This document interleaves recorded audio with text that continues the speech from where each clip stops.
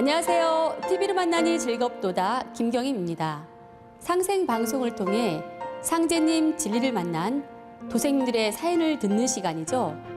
오늘은 서울 은평도장 오평주 도생님, 김재원 도생님의 사연을 함께 나눠보도록 하겠습니다. 안녕하세요. 안녕하십니까. 안녕하세요. 반갑습니다.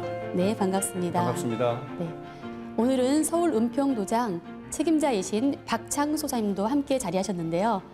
소사님, 네. 이곳 서울 은평도장 자랑 좀 해주세요.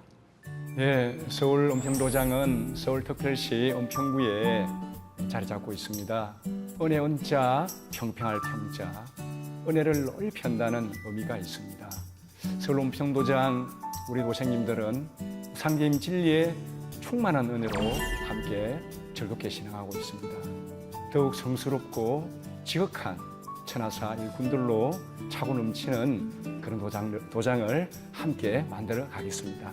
네, 그래서인지 도장에 첫 발을 딛는 딱 순간에 정말 도장이 그 정성스러운 기운이 꽉 배어있는 그래서 정말 수행도 많이 하시고 우리 도생님들 한 분 한 분의 마음이 이렇게 한 마음으로 소사님과 똘똘 뭉쳐져 있다는 그런 느낌을 받았습니다. 아, 그렇습니까? 네네. 감사합니다. 네. 그럼 이제 두 분 도생님의 사연을 함께 말씀 나눠볼게요. 두 분이 살아오신 인생이 평범하지는 않다고 들었습니다. 네, 상제님 진리를 만나기까지 어떻게 살아오셨는지 궁금한데요. 먼저 오평주 도생님부터 말씀해 주세요. 네, 저는 제가 태어난 곳은 지리산 천왕봉이 방문을 열면 바로 보이는 산과 하늘밖에 보이지 않는 지리산 자락에서 태어났습니다. 아버님이 시골에서 배우지 못한 관계로 자식은만은 잘 키워야 되겠다는 일념으로 고등학교 때부터 서울로 진학을 해서 대학은 법대를 전공을 했습니다. 정의로운 사회를 만든다는 일념으로 법학을 전공을 했는데 제가 원래 타고난 끼가 마이크를 잡고 무대 앞에서 사회를 보는 것이 저희 취미였습니다. 그래서 각종 캠퍼스 행사와 사회를 보면서 제 취미를 마음껏 발휘했습니다. 그 당시에는 생소했던 전국 대학생 화술 경연대회에서 지금은 유명인이 된 그 김병조라고 있습니다. 네. 김병조와 쌍벽을 이루어서 최우수상과 우수상을 거머쥐는 결과를 낳았습니다. 얼마 있다가 뽀빠이 이상용이라고 아시죠? 네. 뽀빠이 이상용이 학교를 찾아와가지고 앞으로 이 연예계가 발전성이 많으니까 같이 그쪽으로 좀 진출을 하자고 그랬는데 저는 이것을 취미로 생각을 하고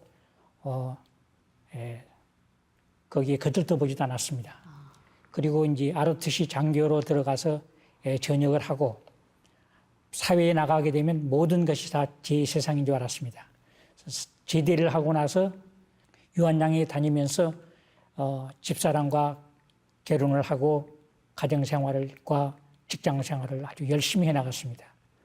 그때 장인 어르신은 중국으로 독립운동을 떠나서 김구 선생님을 모시고 45년 해방될 때 귀국을 하셨으며 김영삼 대통령 시절에 광복회장을 하신 고 김승자 곤자 회장님이십니다. 독립운동가의 사위로서 자부심을 가지고 열심히 생활해 왔습니다.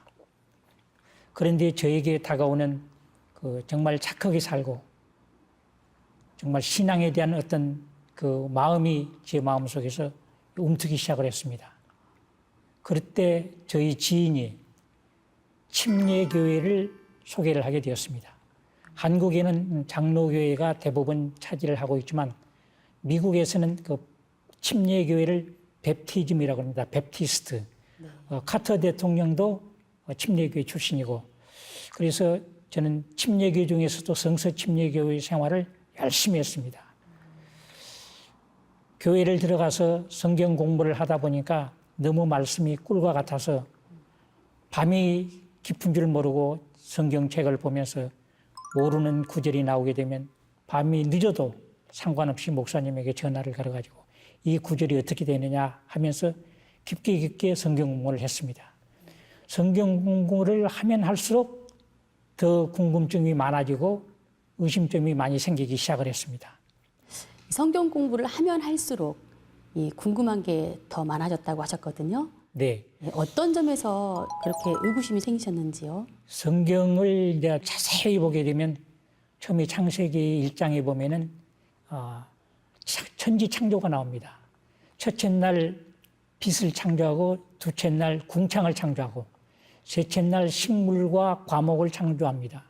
그리고 넷째 날 해달별을 창조합니다. 네. 근데 그냥 저는 그것을 그냥 읽는 게 아니고 아니 식물과 과목은 해달별이 있어야 광합성 작용에 의해서 살아날 수가 있는데 어떻게 식물 다음에 해달별이 나올 수가 있느냐. 이런 것들이 저한테 자꾸 의심이 되게 됐습니다. 네. 그래서 그런 것들이 저한테 많이 부딪혔고요.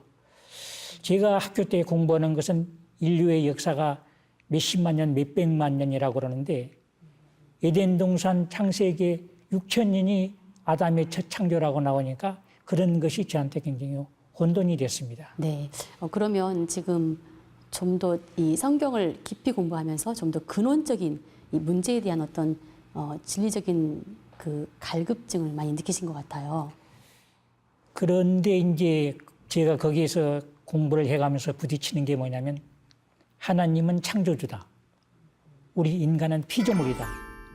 죽을 수밖에 없는 죄인이다.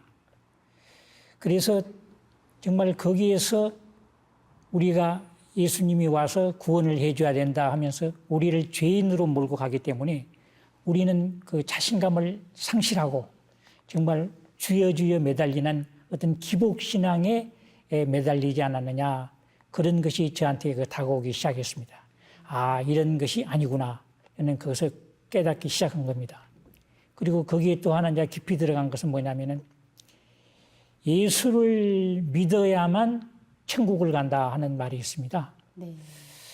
그러면은 기독교인들만 천국을 가고 나머지 불교나 모든 다른 종교들은 지옥을 가게 되면 그러면 하나님은 우주의 하나님인데 그렇게 옹졸한 하나님이겠느냐. 네. 이런 것들이 이제 저에게 계속 부딪히게 되는 겁니다. 네. 그리고 사실 기독교를 믿으면서도 서로 내 교회만 구원이 있고 다른 데는 이단이고 구원이 없다. 이렇게 서로 갈등을 하게 됩니다. 네. 그런 갈등 속에서 제가 모순을 발견하게 되고 네. 기독교에서는 답을 찾을 수가 없다는 것을 제가 느끼게 된 겁니다. 네. 이 공부를 하면서 어떤 성경 말씀에서 그런 것들을 느끼셨는지 네, 말씀해 주시겠어요? 성경에 보면 이제 마태복음에 보면은 거기에 대한 정확한 말씀이 나옵니다. 예를 들어서 이제 그 사도행전 16장 31절에 보면 주 예수를 믿으라. 그리하면 너와 네 집이 구원을 얻으리라 하는 말씀이 나옵니다. 그런데 마태복음 7장 21절, 22절, 23절에 보면은 나더러 주여 주여 하는 자마다 다 천국에 들어갈 것이 아니라 했습니다. 그리고 주여 제가 주의 이름으로 선지자 노릇하고 주의 이름으로 귀신도 쫓아내고 주의 이름으로 많은 권능도 행했다고 그랬는데 주님은 불법을 행하는 자들아 나에게서 떠나가라고 그랬습니다. 말씀들이 굉장히 모순되고 상충된 부분들이 많이 있었습니다. 그리고 이 성경의 말씀을 보면은 이해되지 못하는 부분들이 너무나 많이 있어가지고 제가 기독교 신앙을 17년 동안은 기독교 신앙에 회의를 느끼기 시작을 했습니다. 네, 듣고 보니 이렇게 반대되는 말씀인데요. 어떻게 이해를 해야 되나요? 네, 그 많은 선지자 노릇과 귀신과 권능을 행했지만은 예수님은 불법을 행하는 자들은 나를 떠나가라고 그랬습니다. 그리고 아버지의 뜻대로 하는 자야만이 천국에 들어가신다고 그랬습니다. 그래서 과연 그 아버님은 누구신가? 그것을 제가 공부를 하다 보니까 요한복음 8장 42절에 내가 스스로 온 것이 아니요 아버지의 뜻대로 왔다는 그 아버지의 말씀이 나옵니다. 또 요한복음 7장 28절에 보면은 너희는 내가 누군 줄 알고 내가 어디에서 온 것을 알거니와 내가 스스로 온 것이 아니요 나를 보내신 이가 있다. 나를 보내신 이는 참이시니 너희는 그를 알지 못하나 나는 안다. 나는 그에게로 났고 그는 나를 보내서 내가 이 땅에 오셨다 하고 예수님이 그를 하나님을 참 하나님을 말씀을 해 주셨습니다. 네. 그래서 그 자기를 보내신 그 참 하나님 아버님이 계시고 이제 나중에는 예수님이 보통 기독교 신앙에서는 재림한다고 그러잖아요. 네. 재림하는 게 아니고 나를 보내신 그 하나님이 직접 이 땅에 내려오신다는 걸 이제 알게 됐습니다. 그리고 가장 중요한 것이 뭐냐면 영생인데 요한복음 17장 3절에 영생은 유일하신 참 하나님과 그 나를 보내신 참 하나님과 그의 보내신 자를 아는 것이 영생이라 했습니다. 근데 우리는 알지 못하고 입으로만 주여 주여 하는 것이 일반적인 기독교 신앙이라는 것을 제가 알게 됐습니다. 그래서 그 신앙의 회의를 느끼면서 신앙생활을 접게 됐습니다. 네, 알겠습니다. 지금 말씀을 이제 정리를 해본다면 이 구약에 나오는 야훼 신과 신약에 나오는 아버지 하나님은 그 유격이 전혀 다르잖아요. 네. 신약 성서에서 예수님은 하나님을 부르는 호칭으로 이스라엘의 민족신인 야훼라는 말을 한 번도 사용하지 않았고 온 우주를 다스리시는 통치자 하나님이시며 온 인류의 하나님이신 아버지 하나님으로 부르셨는데요. 그러면서 예수님은 언제나 자신을 아버지가 보낸 아들로 말씀하셨고 그러면서 자신을 아버지 하나님이 아니라는 것을 이제 누차 강조를 하셨는데 이 부분에서 굉장히 갈급증을 느끼셨던 것 같습니다. 네. 그 이후의 과정을 좀 더 말씀해 주세요. 제가 그 침례교의 일반 그 기독교 신앙을 17년을 하고 말씀이 풀어지지 않은 부분이 많았습니다. 과연 참 하나님은 누구이시고 성경에서 비유로 해놓은 것을 제가 잘 깨닫지 못하는 갈급증이 있었는데 그때 마침 제가 신천지를 만나게 되었습니다. 신천지를 가서 초등, 고등 이 공부를 해 나가면서 제가 최우수 졸업생으로 졸업을 할 정도로 열심히 공부를 하다 보니까 일반 기독교에서 풀지 못하는 여러 가지 그 말씀들을 많이 알게 됐습니다. 참 그게 어떻게 보면 저한테 신앙의 어떤 성숙 단계가 되지 않았나 생각을 합니다. 네. 거기서 한 7년 동안을 생활을 해 나갔는데 거기에서도 제가 찾고자 하는 궁극적인 해답을 찾지를 못했습니다. 그리고 신천지 생활을 해 나가면서도 제가 거기서 계속 가슴 아팠던 게 뭐냐면은 돌아가신 부모님, 돌아가신 분들은 전부 다 우상이다. 그 문제를 제가 풀지를 못했습니다. 네. 그래서 아버님이 산소에 가서 산소를 이장할 때도 고향 사람들은 전부 다 절을 했는데 저는 뻣뻣이 서가지고 기도한답시고 고개만 숙이고 있었습니다. 그때 고향 사람들이 저를 속으로 얼마나 비웃었는가 생각하면 정말 눈물이 납니다. 못 배우신 아버님이 자식 잘 되라고 서울에 대학교까지 보내는데 아버님이 이렇게 묘에서 엎드려서 절 하나도 못하고 뻣뻣이 서 있느나 이런 것을 생각할 때 정말 가슴이 아팠습니다. 그런 것들을 제가 기독교에서 답을 찾을 수가 없었습니다. 신천지에서도 마찬가지로 찾을 수가 없어가지고 신천지의 여러 가지 그 깊은 내막들을 알아가면서 거기서도 제가 7년 생활을 회의를 접고 제가 관두게 됐습니다. 네. 교회를 오래 다니신 분들이 나 이외의 신을 믿지 말라는 그 유일신관 때문에 우상 숭배라고 이 조상님 제사도 안 지내고 네. 이 절을 제대로 안 드리는 부분에 대해서 나중에 가장 가슴 아파하시더라고요. 네. 네. 수호사님. 네. 그 기독교가 초기에는 다신신앙이라고 알고 있는데요.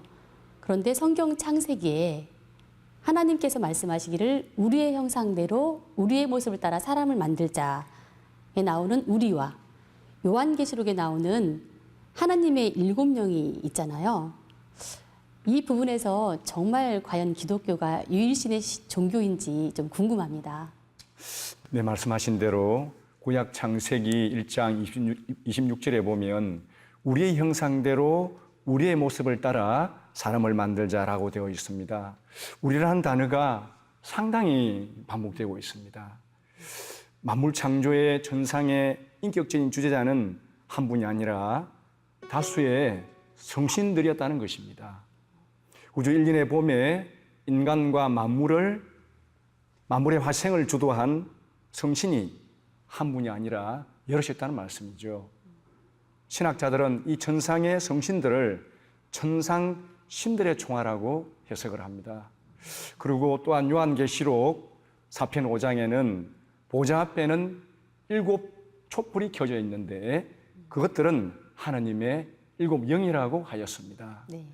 예, 기독교에 언급한 다신의 원형을 알려면 서양의 시온 문화인 슈메르 문명에 대한 이해가 필요합니다. 네. 4,000년 전 유대족의 조상인 아브라함이 슈메르의 도시국가의 하나였던 갈대 우르에서 태어나 성장해서 살면서 뒤에 가나안에 정착하게 되죠. 네. 그때 가나안에 정착하면서 옛날 갈대 우르에서 생활했던 그 문화가 그 문화의 내용이 그대로 구약에 네. 남아 있습니다. 네. 이 수메르인들은 위에서 말한 7 주신을 포함하여 수많은 신들을 섬겼습니다. 7 주신은 사람의 형상을 한 바로 인격신이었습니다. 이 7 신의 제사 지내는 유물이 바로 지구라트입니다. 아. 예. 그래서 성서학자들도 구약의 바벨탑이 이 슈메르의 지구라트라고 보고 있습니다. 또 그리고 또 많은 수메르 점토판에 기록된 내용이 구약의 창세 이야기, 네. 에덴 동산, 대홍수 이런 내용과 너무 흡사한 거죠. 예. 그리고 이제 고대 유대 문화와 구약의 정통한 최고의 권위를 자랑하는 하버드의 쿠겔 교수는 자신의 명저 예측의 하나님에서 이렇게 이야기하고 있습니다. 유대족의 유물과 신학적인 근거로 볼 때 초기 유대교인들은 인격신을 모셨다는 것입니다. 그리고 이제 실제로 초기 유대교 문화를 무덤을 발굴하여 보면 우리가 조상님한테 제사를 지낸 것처럼 그 사람들도 유대족 초기 유대인들도 조상님의 그 무덤 속에 네. 음식과 음료를 이어드렸다. 그 흔적들이 그 무덤 속에는 동물의 뼈와 네. 그리고 사자들의 제기로 쓰였을 단지, 그릇, 그리고 물병이 다수 발굴되고 있습니다. 이것을 볼 때 무덤 속의 유물이 무엇을 이야기하고 있는 것인지 우리는 잘 알 수 있다고 봅니다. 네. 정말 새롭기도 하고, 예. 정말 그랬을까 놀라운 내용들인데요. 네. 그래서 우리 오평두 도생님께서 갈급증, 한계 이런 것들을 느꼈다고 알 수 있겠습니다. 네. 오평두 도생님과 말씀을 나누다 보니 영화 밀양이 생각나는데요. 주인공이 자기 자식을 죽인 이 유괴범을 용서를 하려고 이 교도소에 면회를 갔는데 요 교도소에 들어온 뒤로 하나님을 가슴에 받아들이게 됐습니다. 하나님이 이 죄 많은 놈한테 손 내밀어 주시고 그 앞에 엎드리가 지은 죄를 회개하도록 하고 제 죄를 용서해 주셨습니다.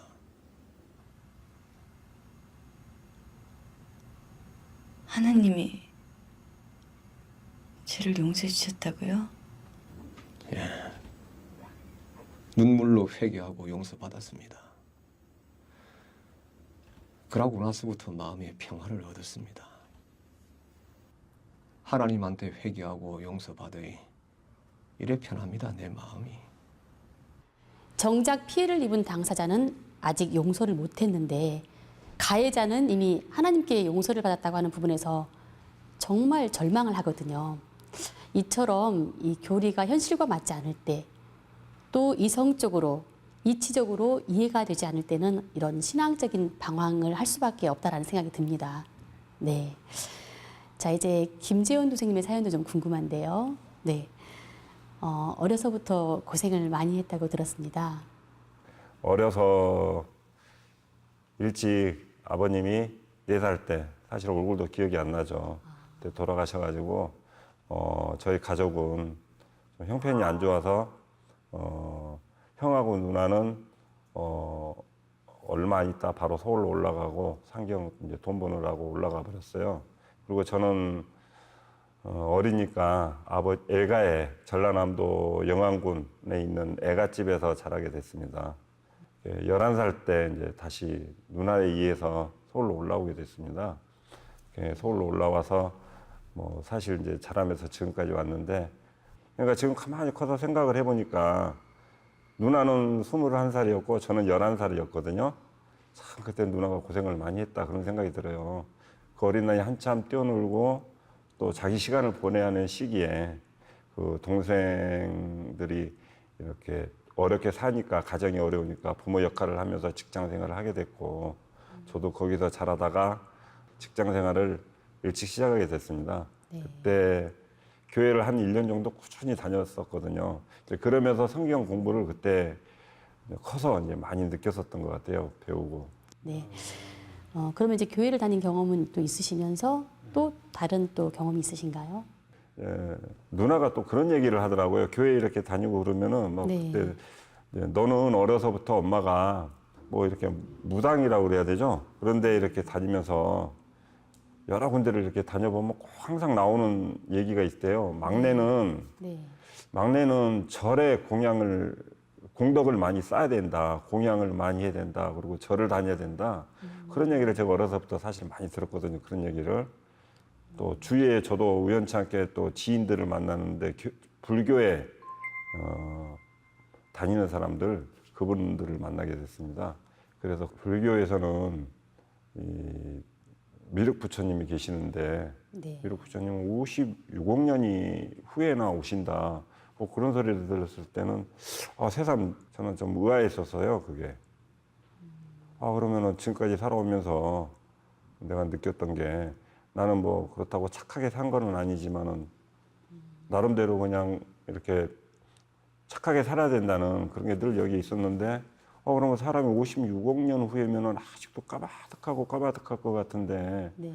또 사람이 그냥 막 살고 하는 이 사회가 어쩌면은 뭐 그런 영향도 있지 않나. 뭐 그렇게 굳이 뭐 그렇게 그 오랜 세월 후에 일어날 일을 지금 굳이 이렇게 뭐 저기 할 수도 있나. 근데 약간 세속적인 그런 면이 많이 작용을 했던 것 같아요. 그래서 저한테는. 네. 그런 과정에서 또 그럼 어떻게 하다가 이 상생방송을 시청하시게 되셨어요? 우연찮게 그거는 방송에서 우연찮게 상생방송을 보게 됐거든요. 채널을 돌리다가 뭐 그때 처음 받을 때 기억은 천부경 얘기가 나왔었던 것 같아요. 그리고 또 저게 뭔 얘기인가 하고서 쭉 보게 됐고, 또 볼 때마다 저는 일단 생소했어요. 모든 게. 거기서 나오는 얘기는 제가 뭐 공부 쪽으로는 많이 배우질 못해서 늘 이제 그런 데서는 좀 약하거든요. 근데 거기에서는 역사 얘기라든가 뭐 하늘에 하나님이 오셨다가 가셨다 뭐 그런 얘기도 나오고, 막 천부경 얘기도 나오죠. 시우천왕이, 저는 사실 2002년 월드컵 때 이 두건을 하고 그런 모습들이 그냥 몰랐었거든요. 그럼 뭐 저런 형상이 있나 보다 그랬지만 크게. 그 형상 예, 말씀하시는 붉은 거죠? 악마요. 네. 근데 이제 그 방송을 보니까 그 치우천왕의 형상이다. 뭐 거기서부터 태호복기시가 있었다. 또 우리나라의 역사가 뭐 우리가 생각한 이상, 뭐 단군 위에서부터는 사실 단군 신화라는 거를 저도 많은 사람들이 그렇게 알고 있더라고요. 저도 그 이상은 뭐 몰랐었죠. 이상을 몰랐었는데 전혀 다른 내용이 나오고, 뭐 그런 얘기를 들을 때 너무 저한테는 네. 새로운 거를 배우게 되는 과정이 네. 너무 재밌었습니다. 말씀을 들어보니까 지금 태상 종도사님께서 해주셨던 말씀이 생각이 나는데요. 나의 뿌리, 우리 역사가 무엇이고 내 조상님의 역사가 어떻게 되는지 이거를 제대로 알면 이 세상의 박사 100개보다 낫다, 이런 말씀 해주신 적이 있거든요. 예. 그래서 그런 그 상생 방송을 통해 정말 그동안에 몰랐던 이 인류의 창세 역사, 우리 한국의 역사 문화 정신을 이렇게 이제 보게 되면서 아마 이제 그러면서 상생 방송을 더 열심히 시청을 하시게 되시지 않았을까라는 생각이 드는데요. 네, 그러고서 방송을 이제 본격적으로 많이 보게 된 동기는 네. 제가 일을 하다가 자꾸 이제 팔이 안 좋더라고요. 이 팔이 오른쪽 팔이. 근데 그게 팔이 올라가면서 저기 이제 어깨 쪽으로 이상이 오기 시작하더라고요. 몇 개월 지나니까 병원에서는 그러더라고요. 아, 김정은 씨 팔 쓰면 안 됩니다. 네, 그랬었는데 한 1년이라는 시간을 거의 놀게 됐어요. 집에서. 그런 과정에 상생방송 이제 그 전에 봤었잖아요. 그거를. 네. 그래서 그걸 이제 보게 되는 거예요. 또 그런데 이제 그때서부터는 좀 진지하게 보게 되는 거죠. 이제 사람이. 네. 이제 그때서부터는 밤늦게 그거 틀어놓고 그냥 밤새 보는 거예요. 저는. 상생 방송이요. 네, 상생방송을. 네. 그러면서 이제 그런 생각을 자꾸 한 것 같아요. 저기를 한번 가봐야 되겠다. 모든 게 저한테는 궁금했었습니다. 그게. 네. 이 증산도 신앙을 해야겠다고 결심하게 된 또 이유는 또 무엇이었는지 궁금합니다. 방송을 보면서도 그랬지만은 그때 이제 많이 깨졌던 것 같아요. 아, 진짜 하나님이 왔다 가셨고, 네. 그때 충격을 많이, 진짜 신앙을 해야 되는구나, 이거. 사람이라면 누구나 태어나서 저렇게 살아야 되는 게 맞고, 또 우리나라에서 상주님이 왔다 가셨다는데, 이건 확실하게 알아봐야 되겠다. 네. 그리고 이걸 분명히 해야 되지 않나. 분명한 그런 사실을 거기서 이제 다짐을 한 거죠. 또 다른 다짐을. 이제 그러다가 자연스럽게 그럼 도장을 방문하시게 된 거네요. 추석 하루 이틀 앞두고 아들이 오토바이를 타다가 사고를 크게 난 거예요. 얼마나 놀라셨을까요? 예, 그때는 떨릴 정도로 막 겁이 나더라고요. 순간적으로. 그러면서도 한편으로는 에이, 설마 뭐 있겠냐. 또 막 그런 생각도 들고.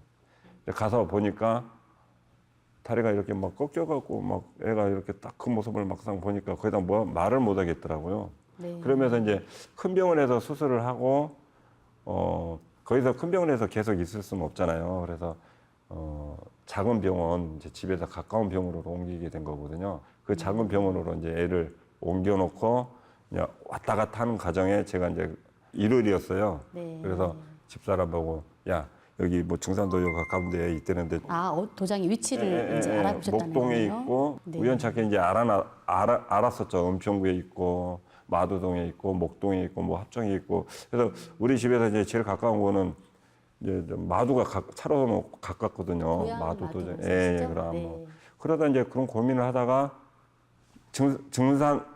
증산동이죠. 증산동 병원에 애가 있으니까 그때 마음 먹은 김에 거기는 한번 가보자 집사람하고. 네. 근데 거기 딱 보니까 이렇게 뭐 상생방송 TV 써져 있고 도장이 있고 그래서 근데 온 김에 한번 올라가 보자. 그래서 딱 올라가서 보니까 그때 마침 이제 소사님이 계셨고 그때 치성이 끝났었나 봐요. 네. 그래서 몇 분이 도생님들이 앉아서 도담을 나누고 막 그런 그랬던 것 같아요. 네, 알겠습니다. 소사님. 네네.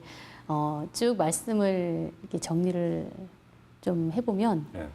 지금 아까 어깨 다치셨고 네. 그다음에 또 이제 아드님이 교통사고로 이제 다치게 되면서 네. 이 상대님 말씀에 시속에 화복이라 일어나니 예, 이 화가 먼저 이렇게 온다는 말씀 있잖아요. 예.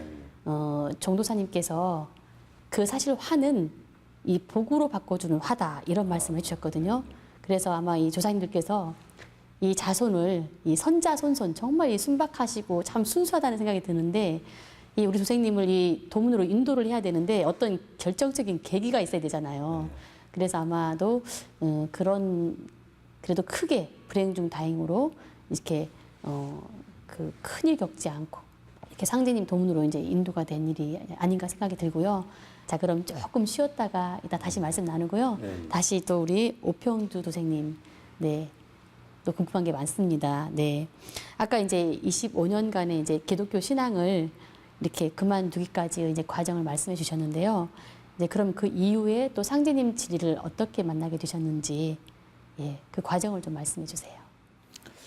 제가 25년 동안 이 모양 저 모양으로 기독교 생활을 접고 갈급함 속에 제가 그 동학을 공부하게 됐습니다. 아, 동학요? 네.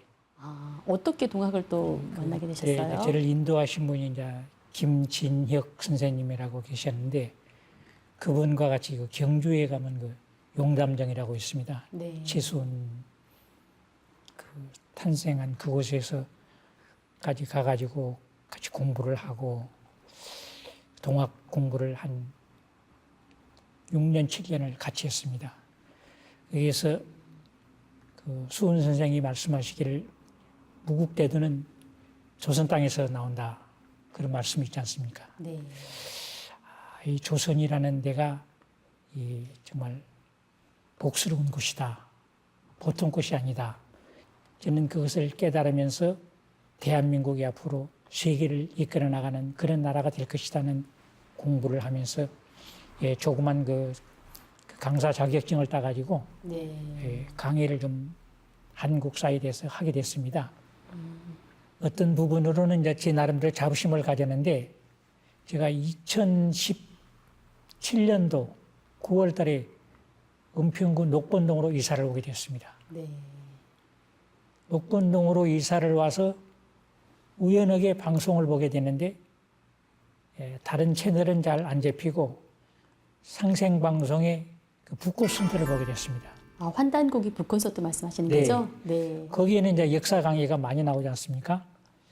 그럼 제가 이제 역사 공부를 한 것과 이제 매치가 돼가지고 유심히 보게 되는데 제가 그 정도사님의 그 말씀이 정말 그 폭포처럼 그냥 쏟아져 나오는데 네. 감당할 길이 없었습니다. 제가 그동안에 공부했던 것은 정말 부분적으로 알고 있었던 부분인데 저 9,000년의 역사부터 시작해가지고 아마 정도사님이 9,000년 전에까지 다녀오신 분 같아요. 거기서 다 끄집어내가지고 그동안에 그 어설피 그 맞췄던 말씀들을 네. 전부가 다 짜맞춰 주시는데 속이 후련하고 저분이 바로 그렇게 내가 갈망하고 기다렸던 그 사명자가 아닌가 하는 것을 제가 깨닫게 됐습니다. 네. 이 환단고기 북콘서트를 그 강의하시는 이 종도사님의 어떤 말씀에서 그렇게 그 정말 깜짝 놀랄 정도로 어떤 충격적인 감동을 받으셨는지 좀 궁금합니다. 일반 기독교 신앙에서는 하나님은 창조주고 네. 우리 인간은 피조물, 죽을 수밖에 없는 피조물이다. 네.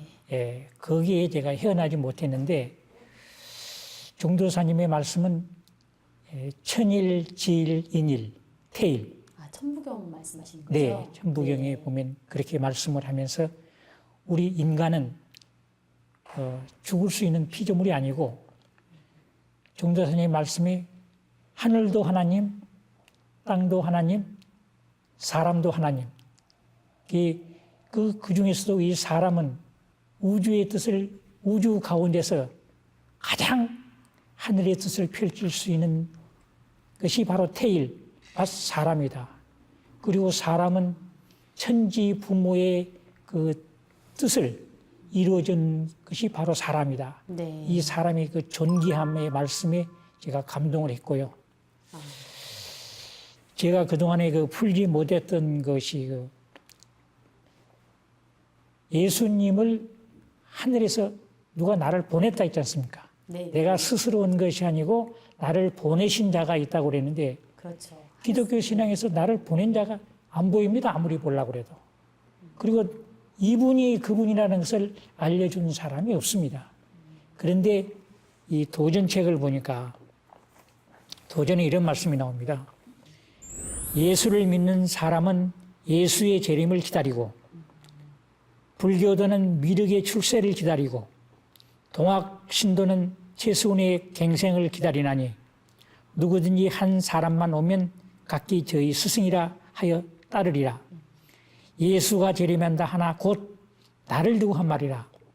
공자석가 예수는 내가 쓰기 위해 내려 보냈느니라. 네. 자, 이거 6절을 제가 다시 한번 읽겠습니다. 공자석가 예수는 내가 쓰기 위해 내려 보냈느니라. 네. 이것처럼 자신 있고 권위 있는 말씀이 이 세상에 어디가 있습니까? 예수님이 그 요한복음에서 말씀한 그 나를 보내신 분이 바로 이분이구나. 이분이 바로 이 종도사님이 말씀하신, 이 사명자님이 말씀하신 이분이구나. 그럼 이분이 누구냐? 바로 제가 상제님이라는 걸 알게 됐습니다. 네, 그러면은 이제 이 성전에 들어왔을 때 바로 방금 말씀하신 바로 그토록 찾아오셨던 예수님을 내려보내신 그 참 아버지 하나님이 바로 이 증산도의 이 바로 증산 상제님이라는 거를 온몸으로 느끼셨겠네요. 네. 네. 그래서 이제 수호사님을 만났는데 어떻게 그렇게 제가 궁금했던 부분을 속속 다 긁어주셔가지고 말씀을 해주시는데 네. 그 수호사님에 매료돼가지고 네. 은평도장, 여기가 바로 내가 마지막 신앙의 길을 찾을 수 있는 이곳으로 내가 정해도 되겠다 하는 결심을 하게 된 겁니다. 네. 그런데 이제 수호사님께서 군산에 북콘서트가 있으니까 TV로만 시청하지 말고 직접 갈 수가 없겠느냐. 저는 쾌히 승낙을 했습니다. 네. 제가 종도사님을 만날 수 있다는 기쁨에 제가 4월 22일 날이었습니다. 양력으로 4월 22일 날 종도사님과 같이 버스를 타고 내려가게 됐습니다. 내려가면서 내내 같이 대화를 나누면서 내려갔는데 양력으로 4월 22일인데 음력으로 4월 22일이 제 생일입니다. 이것은 뭐 어떤 의미가 된지는 모르지만 저도 어떤 그 의미가 있다고 생각합니다. 그래서 4월 22일 날 군산에서 강당에서 자리를 잡고 종도사님을 기다리고 있었는데 제가 중간 뒤쪽에서 있었습니다. 네. 종도사님이 그 강당에서 사람들이 차 있었는데 저 무대로 걸어 나오는 모습을 보고 제가 자리에서 벌떡 일어났습니다. 저분이 바로 사명자다. 내가 찾던 사명자가 바로 저분이다 하는 걸 제가 느끼고 바로 그 자리에서 일어섰습니다.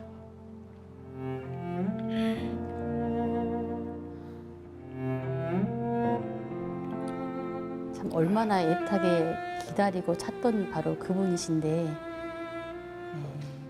제 인생의 역정으로 봐서는 40년입니다. 동학부터 시작해서 쭉 정말 그 찾고 찾던 그분이 바로 나를 인도하고 세계를 이끌어 주시고 우리나라를 구원해 주실 분이 바로 저분이구나 하는 그 감격에서 제가 참을 수 없어서 일어났습니다. 그 모습을 우리 수호사님께서 봤습니다. 그럼 수호사님 이제 그 당시에 군산 개병문화 콘서트에 이제 함께 같이 가신 거잖아요. 지금도 그 당시를 이렇게 회상하시면서 너무 감격스러우셨는지 지금 눈물을 흘리시는데 그 옆에서 지켜보셨을 때 어떠셨는지 말씀 좀 해주세요. 예, 말씀을 들으니까 저도 울적해지거든요. 지난 4월 22일 날 군산 개백문화부 콘서트에 함께 버스를 타고 내려가는데 그렇게 즐거워하시는 겁니다. 꿈에도 그리던 종도사님을 뵙는다는 겁니다. 그래서 저건 질문도 하시고 언제 시간이 간 줄 모르게 군산에 도착했거든요. 네. 그 자리에 앉아서 이제 제가 옆자리에 앉았죠. 종도사님이 무대에 등단하시자 네. 그냥 벌떡 일어서시는 거예요. 그래서 박수를 치시는데 내가 흘끗 이렇게 자연스럽게 보게 되잖아요. 네. 그 모습이 참 감동스러우니까 그래 막 우시는 겁니다. 그런데 앉아서도 수건과 눈물을 흘리시더라고요. 제가 손을 꼭 잡아드렸는데 네. 그래서 평생을 찾아오던 참진리, 그렇죠. 이 참동화, 네. 정산도 종도사님을 만나 뵌 그 감격의 그런 눈물이었거든요. 참 지금도 감동이 밀려옵니다. 이 상제님 씨를 만나기 위한 어떤 준비 과정으로 정말 이 기초적인 공부를 다 해오신 건데 정말 우연치 않게 이곳 이 은평구 바로 이곳으로 이사를 오시게 되면서 상생방송을 보게 되셨고 이제 그것을 통해서 이제 결국 도장까지 방문을 하시게 되었고 아마 이런 과정들이 지금 이제 이 방송에서는 다 말씀하시지 못하지만 정말 그 참 많은 이야기들이 있었을 거라는 생각이 드는데요. 네. 네. 오셔서 사부님에 대한 종사님에 대한 말씀을 나누시면서 그러셨어요. 네. 저분이 내가 평생을 찾았던 그 사명자이십니다. 네. 그 말씀에 그날 너무너무 감동을 받았거든요. 네. 그럼 공부를 합시다. 근데 그 상황이 이제 그때 공부를 할 상황이 아니었습니다. 네. 평생에 또 꿈이 있으세요. 그 꿈을 성취하려고 하는 그 기회가 도장을 찾아오면서 네. 그게 실제 이제 그런 일들이 벌어진 겁니다. 그럼 도장에 공부를 할 시간이 없잖아요. 네. 그래서 제가 왜 도장을 정산도 도장 평생을 진리를 찾아 헤매셨는데 진리의 그 진정한 나의 보금자리 그 도장에 왔을 때 그 일이 그렇게 확대가 됐을까요? 평생 신앙을 하셨으니까 네. 그 의미를 누구보다 잘 알지 않습니까? 시간을 만들어서 공부를 해야 되지 않습니까? 그러셨더니만 무슨 말씀인 줄 알겠습니다. 네. 저녁에 내가 2시간 시간을 만들겠습니다. 그래서 꼭 그 시간에 오셔서 20일 수행을 하시고 네. 공부하셔서 입토를 하셨습니다. 네. 드라마틱합니다. 이 시점에서는 정말 잘 살아오셨다는 그런 정말 박수를 한번 보내드려야 될 것 같습니다. 네, 정말 고생 많으셨습니다. 네. 이제 김지원 도생님, 네. 아까 이제 도장에 방문하기까지 과정을 말씀해 주셨는데요. 그러면 이제 도장에서 입도를 하기 위한 이 팔관법 진리를 공부하시게 되잖아요. 네, 네. 정말 바로 이거다라고 진리에 대한 확신을 갖게 된 팔관법 내용 또는 좋아하는 성구가 있으면 말씀해 주시겠어요? 아, 예. 처음에 들어와서는 왜 나는 여지까지 이 나이가 되도록 이걸 인지 않았을까. 참 내 자신으로 막 좀 뭐라 그러죠. 좀 너무 안타깝다, 아쉽다, 막 그런 생각이 막 들었었거든요. 근데 공부를 하는 과정에서 이렇게 보니까 아니 뒤돌아서면 네가 1등 아니냐 뭐 그런 내용이 나와요. 근데 그 네. 내용이 저는 딱 마음에 들더라고요. 아 그래 나도 지금 와서 막 열심히 하면은 내가 또 1등이 될 수도 있으니까 뭐 1등은 아니더라도 뭐 2등 뭐 그런 생각도 들고요. 이제 제일 이제 공부하는 과정에서 신앙 생활을 하는 과정에서 예, 좋은 내용이 그 내용이었어요. 하늘과 땅을 형성하여 사람이 생겨났나니 만물 가운데 오직 사람이 가장 존귀하니라. 네. 천지가 사람을 낳아 사람을 쓰나니 천지에서 사람을 쓰는 이때 참여하지 못하면 네. 어찌 그것을 인생이라 할 수 있겠느냐. 그 구절이 정말 탁 이렇게 마음에 꽂히더라고요. 모든 그래서- 인생이 정리될 만큼 정말 네, 그렇게 네. 감동적인 말씀이셨어요. 예, 저도 네. 그런 연유로 태어났는데 함부로 살아서는 안 되겠다. 네. 말씀대로 살아야 되겠구나. 다시금 다짐을 하게 되는 기회가 또 된 것 같습니다. 네. 말씀 이제 들으면서 상태님 또 성구 말씀이 떠오르는데요. 예. 일찍 들어왔다고 뽐내지 말며 늦게 들어왔다고 주눅들지 말라. 나중난 뿔이 우뚝할 수 있느니라라는 말씀이 있거든요. 그래서 또 이제 또 막둥이 도수가 있잖아요. 우리 증산도에는. 예. 늦게 진리를 만나셨지만 정말 그 성경신을 다하는 그 일심만 가지시면 어떤 것도 해낼 수 있고 이 우주의 태일이시니까 이 자신감을 갖고 항상 용기 100배에서 열심히 일심으로 태일주생하시고 하면 정말 나중난 뿔이 우뚝할 수 있다고 크게 상징 전하사에 크게 쓰임받는 일꾼이 되실 거라는 확신이 듭니다. 예, 네. 감사합니다. 그러면 이제 그렇게 하는 과정 속에서 또 어떤 수행 체험 사례가 있으신가요? 예.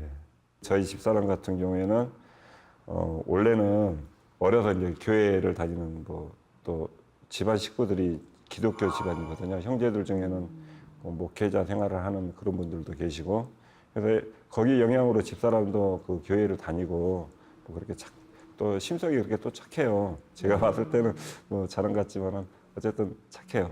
네. 예, 그러면서 집사람도 열심히 이제 같이 태울 수도 있고 공부도 하고 그런 과정에 입도해갖고 입도식까지 했지만은 집사람도요. 그러면서 한 번은 같이 그 전에 이제 여기 오기 전에 다쳤었어요. 그 다쳐가지고 제 일 도와준다 하시고서 그 요리를 만지는 그런 일을 하다가 손가락을 네. 비었는데 피가 막 잔뜩 흘러 있고 일하다 저한테 말도 안 하고 혼자서 막 그걸 싸갖고 그렇게 있는 거예요. 그래갖고 보니까 막 피가 흘러 있어. 그래서 봤더니 이 피를 얼마나 흘렸는가 막 많이 흘렸어요 손가락에서. 네. 그러고 야 병원 가자 꼬매야 돼.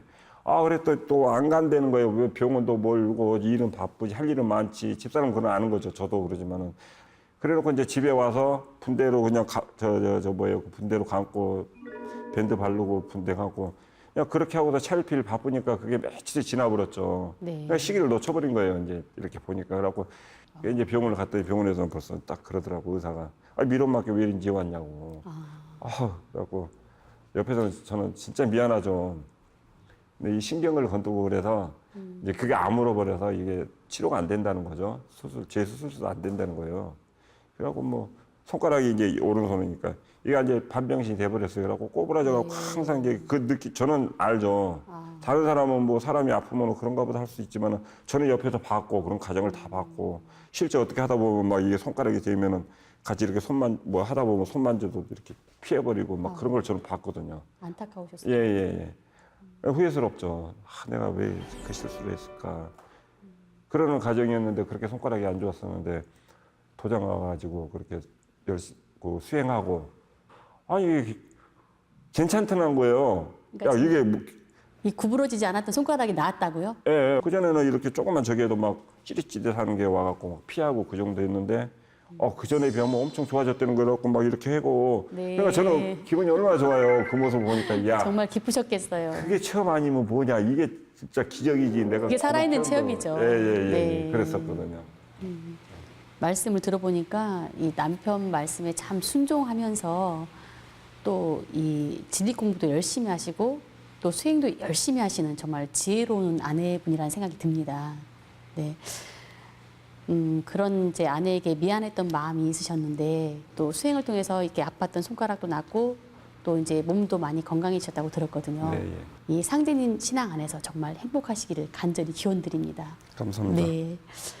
이제 우리 또 오평두 도생님, 네. 네, 그토록 또 간절히 찾고 바라던 진리도 만났고 또 마음속에서 그토록 찾아오셨던 그런 지도자님을 만나셨는데 이 상제님 진리를 또 공부하시면서 이 어디에서 또 그렇게 충격적인 감동, 정말 이거다, 이걸 꼭 세상 사람들에게 알려주고 싶다, 뭐 그런 내용 있으면 좀 말씀해 주시고요. 또 좋아하는 선구도 있으면 소개해 주세요. 저는 지금까지 많은 것을 알고 있는 것처럼 보였지만 사실은 아무것도 몰랐습니다. 아침, 점심, 저녁, 밤, 봄, 여름, 가을, 겨울 정도는 알고 있었는데 네. 우주 1년 12만 9,600이라는 것도 여기 와서 처음 들었습니다. 그리고 상생과 상극이 있는데 여름에서 가을로 넘어가게 되면 화극금이거든요. 그래서 상극입니다. 넘어갈 수 없는데 토를 지나서 금으로 넘어가는 이 모든 진리가 증산도에서 있다는 것을 알고 소스라치게 놀랐습니다. 우리 인간이 이제는 추살의 결실을 맺는 그런 때가 오는구나. 그때가 바로 이곳이구나. 이곳에서 열매를 맺어야 되겠다 하는 것을 제가 깨닫게 됐습니다.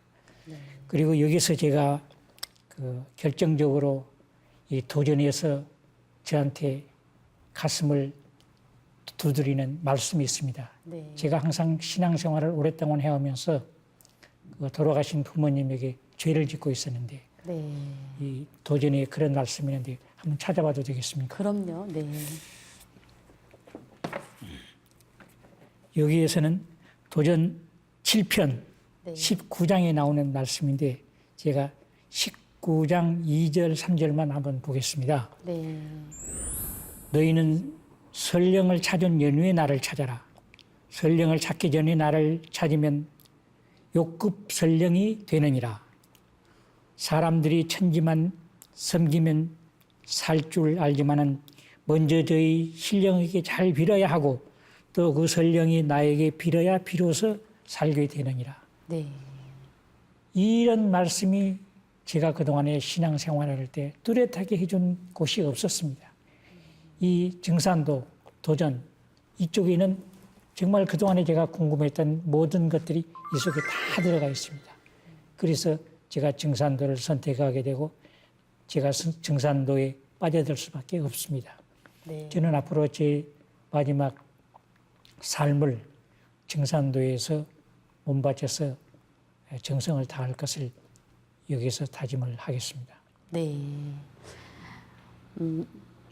기독교 신앙을 하면서 이 하늘로 남아 계시는 부분에 대해서 이 가슴을 두드리고 정말 감동적인 말씀으로 이 내 조상이 내 하나님이라는 이 말씀은 이 우주가 몇 번을 바뀐다고 해도 예, 정말 만고불변의 참 진이라는 생각이 듭니다. 네. 예, 오늘 두 분의 말씀을 들으면서 두 분 모두 이 착하고 바르게 살고 싶다는 소망으로 이 신앙생활을 찾아오셨다는 걸 알 수 있었는데요. 이 지금은 이 하늘에서 천심 가진 자를 구하는 때니라라고 하신 상제님 말씀이 있는데요. 정말 두 분께서 딱 그런 분이 아닌가라는 생각이 듭니다. 네. 이제 마지막으로 이 어떤 신앙의 각오나 또는 이제 이 우리 시청자분들에게 하고 싶은 말씀 있으면은 간단하게 해주세요. 보통 뭐 반만년의 역사, 뭐 몇천 년의 역사, 그냥 자기가 깨닫지 못하고 국어책에 나오는 걸 그냥 반만년 역사라고 그러는데 우리는 반만년의 역사가 아닙니다.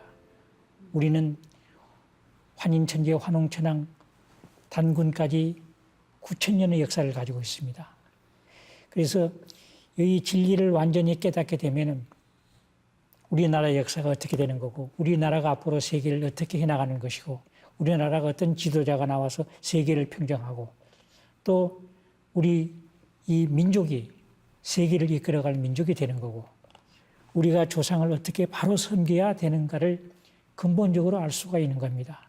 그래서 정말 우리 그 사명자님께서 또 분발하셔가지고 우리나라의 모든 사람들이 이 증산도의 진리 안으로 들어올 수 있도록 우리도 함께 기도하고 그러한 우리가 되기를 저는 간절히 바랍니다.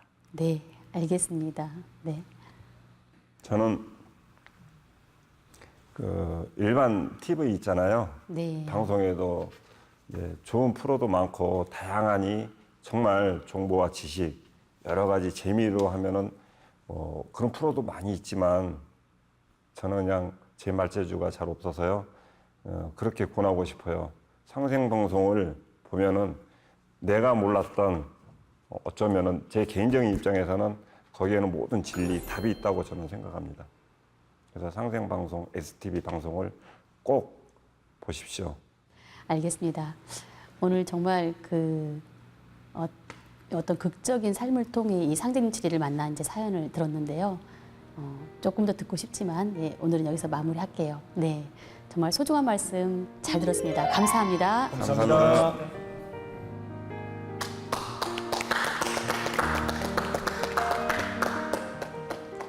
지금까지 서울 은평도장에서 오평주 김재훈 도생님의 사연을 함께 했는데요. 천시천비 수도도요 불구속지 득장생이라 하늘이 옳다 그르다 하지 말고 도를 닦겠다고 말하라. 세속의 욕망을 버리고 영원한 삶의 길을 구하라 라고 하신 상제님 말씀이 있는데요. 인생의 참된 가치를 상제님 진리 안에서 찾은 두 분의 사연처럼 많은 사람들이 세속의 욕망이 아닌 영원한 삶의 길을 함께 할 수 있기를 바라면서 TV로 만나니 즐겁도다. 다음 시간에 찾아뵙겠습니다.